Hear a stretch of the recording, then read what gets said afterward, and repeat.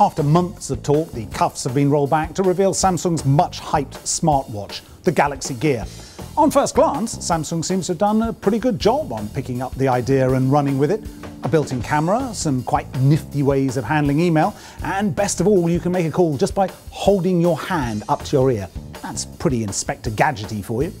Samsung are by no means the first to have a crack at a smartwatch. Sony has one, the iWatch is out there, and probably the best known is the Pebble. That was one of the most successful programs to be funded through the crowdsourcing platform Kickstarter.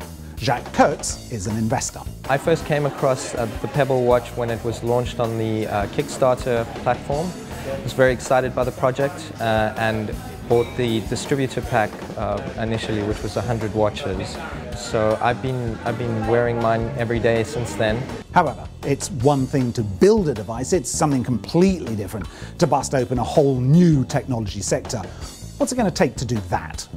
What might define success or failure is the adoption by a large crowd of people who get fascinated and inspired by the use of this new technological gadget, which you might think is useless from the start because we have watches, we have smartphones.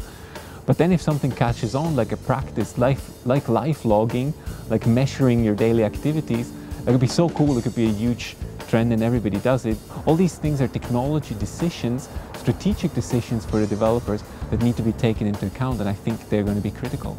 Assuming it can be achieved, how big is this market? Nitin Baz, analyst at Juniper, predicts 36 million watches will be shipped in 2018.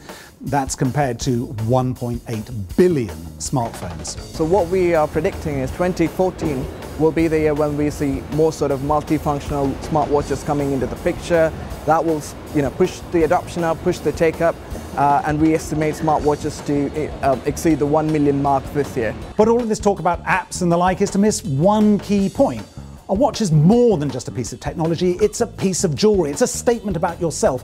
Who is going to wear something like this? Diane Sudic, the director of London's Design Museum, said, "We know what a wristwatch should look like. We don't yet know what a computer wrapped around a wrist is meant to look like."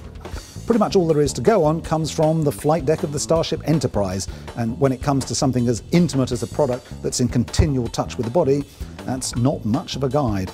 If you want to compete with a Rolex for wrist time, it probably doesn't make sense to get someone who's very good at making alarm clocks to design it. The lines are very blurred in terms of technology and fashion. If you've got something that's very cool technology, it certainly is very fashionable, at least in my circles. So, will the smartwatch be a success?